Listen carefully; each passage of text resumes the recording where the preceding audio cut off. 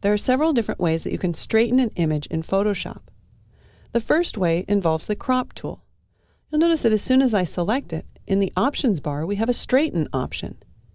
If I click on that and then click in my image and drag across the image in the angle that I know that I want Photoshop to straighten the image, when I let go, Photoshop will automatically straighten it. If I tap the Enter or the Return key, we can apply that straightening and cropping at one time. One of the things that you might notice, because I did not have Delete Crop Pixels turned on, Photoshop is keeping track of the information outside of the canvas area that I see, and in fact, Photoshop has turned my background into a layer.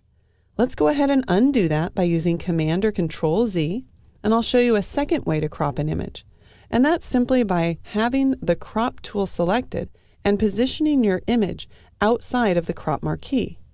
Now when I click and drag, I automatically get a nice grid overview so that I can align my image, and when I let go and tap Return or Enter, again Photoshop will crop and straighten my image. Here's one last super tip.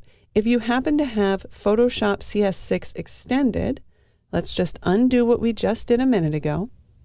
If you have the extended version, underneath the eyedropper tool, you'll see a ruler tool. The icon here is a little ambiguous, so I'm going to tap the Cap Locks key so that I get my crosshairs so I know exactly where I'm clicking.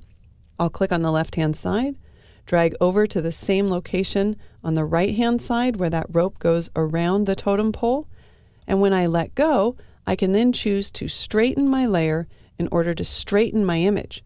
You'll see I get a little different result here. Because I'm not using the crop tool, Photoshop will automatically add canvas size to build out the canvas to accommodate the rotated view of my image.